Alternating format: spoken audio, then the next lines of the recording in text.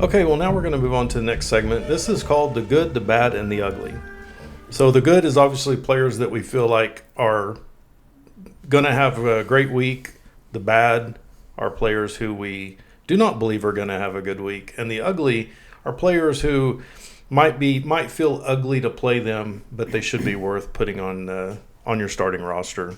So, Adam, why don't you kick us off? Who do you have for the good? Yeah, so I actually have a combination of two guys, but it's Chris Godwin and Mike Evans. I know Mike Evans has underperformed a little bit. I think that kind of was tied a little bit to his illness from week one. I'm not sure that he had full time to get over that, but they're playing the Giants this week, who are ranked 30th against the pass, 321 yards a game, and 30th in points allowed at 31.5, or they're tied for 30th, I'm sorry. So I think that's obviously a very plus matchup for Tampa, who likes to throw the ball. Their offense looked like they were kickstarting just a little bit, like they were starting to feel themselves a little bit more. So yeah, I think we expect good things from them, or I do. Okay. And as I mentioned earlier, all of the Dallas offense, I didn't want to put them all on here, so I just put all of the Dallas offense. But to pick a specific player not on the Dallas offense, I went with Evan Ingram. We talked about it a while ago. Daniel Jones is a starting quarterback there. They don't really have a lot of worthwhile targets other than Ingram and Barkley. So especially until Tate comes back from suspension. Evan Ingram's he's a stud. He's fast. He's big. Daniel Jones is not a bad quarterback. Now, what he does in his first game back, we don't know yet.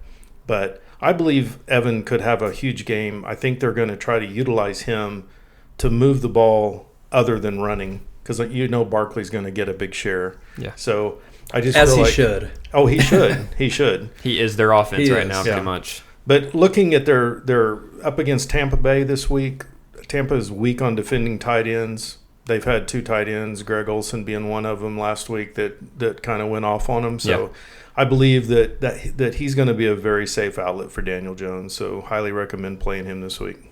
Well, Eric, to your point too, we were talking about this just a little bit ago, but when it seems like teams, when they get a new quarterback in there, especially a rookie guy, their goal is to get the ball out of their hands, and that's why we know a tight end, a safety net kind of guy, is perfect week to play this guy because he's going to be hyper targeted.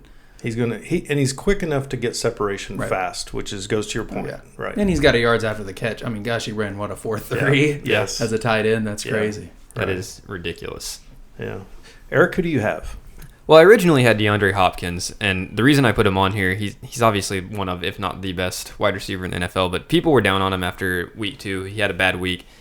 He's playing the Chargers, who have allowed T.Y. Hilton 8 receptions for 87 yards and 2 touchdowns, and then in week 2 they played Kenny Golladay, and he had 8 receptions for 117 yards and a touchdown. So I'm going to make him my honorable mention. My real good player would be Tyler Boyd. With the rise of John Ross, I think a lot of people have kind of decided that Boyd is the wide receiver 2 in that offense, and I don't agree with that. I just think that happens to be where the targets have went the first 2 weeks. This week they're playing the Bills, who have a really good shutdown cornerback, and I'm assuming he'll be playing against Ross, so that leaves Tyler Boyd open.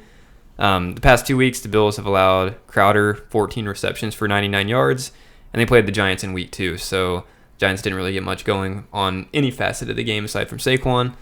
I would also say that both of those teams are significantly less talented than Boyd. Crowder being, less talented, and then the Giants have no one that's anywhere close. And they have a worse quarterback, too. So that's why I think Boyd's going to have a good week this week. Okay. Now let's move on to the bad. Adam, who do you have? Yeah, so I have a guy that we're all high on, but Terry McLaurin. He's playing Chicago this week. We know that's going to be a bad matchup anyway, but his first 2 weeks, he's really showed up and showed out. But he played the Eagles, who are the 31st ranked defense against the pass, and Dallas, who's the 21st. So it's kind of hard for us to see what he's going to look like against real competition. And Case Keenum also. So I don't have much confidence starting him this week. Okay. And mine's going to shock a lot of people, but I've got Dalvin Cook. The Raiders' front line is pretty good against the run. And after the beating they got from Kansas City last week, I expect John Gruden to kind of whip them into shape. They know that Cook's really talented.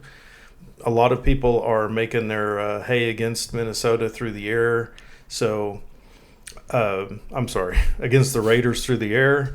Minnesota has great receivers. Kirk Cousins probably going to throw the ball a little bit more than 10 times is my opinion. So I just don't think Dalvin's going to have a big game.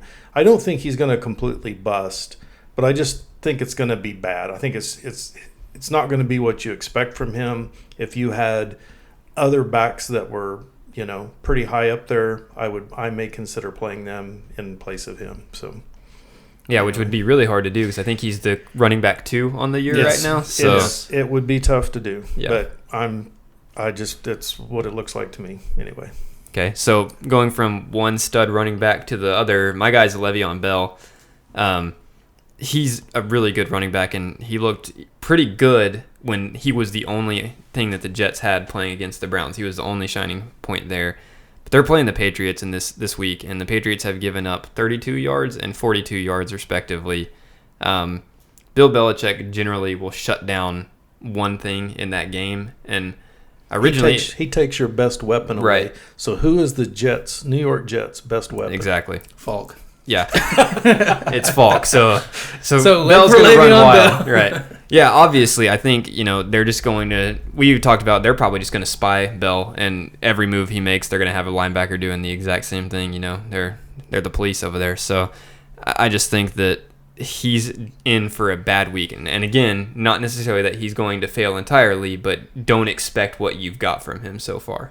Right, and we saw Monday night that he was their offense. I mean, they tried to get the ball out to Crowder and Robbie Anderson when Falk came in, but I mean, when third down was on the line, they went to Bell every time. Yeah. I mean, he was a deer in headlights. He just looked lost. Yeah. So okay, let's move on to the last part of this segment. It's called the ugly. Adam, kick us off. Who's your ugly player this week? Yeah. So actually, to build off what you said about Dalvin Cook, I've got my ugly. That's Kirk Cousins, because he's playing Oakland's defense, who's actually the last ranked defense against the pass, 5th against the run. So they actually are not bad against the run. I completely agree with you. It should be a huge day, but it's Kirk Cousins. So we never know what to expect. We know he can put up huge numbers, but we know he can put up huge duds too. So right, and so I've got a couple here that I want to throw out. So Rex Burkhead for the Patriots. I believe this is going to be another game that they're going to blow out. They're playing at home. When they're ahead, Rex gets some, he gets a lot of playing time. Everybody does, really. So he's just one of those backs that comes in, gets points, especially if he gets lucky and pops a touchdown in. So I believe he's going to be somebody you could probably rely on this week. And for the sake that they're going to take the Patriots are going to take Le'Veon Bell away from the Jets. Robbie Anderson stuck out to me as being somebody that Falk was trying to get the ball to quite a bit Monday night. Now with a week of practice, maybe they'll try it a little bit more. So I actually think Robbie Anderson might be a decent play. He's really fast. He can maybe, get open quick for Falk to throw him the ball. So he's my other just kind of ugly play who might get some a little fantasy production this week, as opposed to he hasn't done much yet. So this could be a week to play him. Yeah.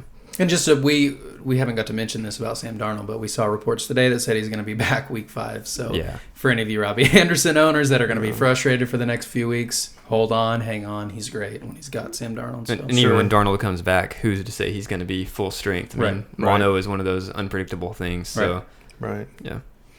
Eric, who do you have? I'm sorry. Well, this may be the ugliest of ugly players of all time. It's Frank Gore, the guy you never want to play but probably always should. This is kind of contingent on Devin Singletary. If Devin Singletary plays, it's going to take away some of what Gore can do, but I still think he's a solid play because I don't think they're going to run Singletary the way that they maybe would have if he was healthy. But they played the Bengals, who allowed 259 rushing yards to the 49ers last week. If he gets half of that and no touchdowns, you're happy. If he gets the touchdown, then he has a great week. So to me, Frank Gore is a pretty obvious ugly play this week. The dinosaur himself. Yeah. Okay, so any last words? No. No. Nothing special. Enjoy the weekend. All right. Well, that does it for today for us. If we'd like to hear from you, actually. So if you want to drop us a note, send it to dynastyguysff@gmail.com or dynastyguysff. Say it again. dynastyguysff@gmail.com. And what's our Twitter? You can follow us on Twitter at dynastyguysff. All right. Thanks. Appreciate it, guys. Have a good one.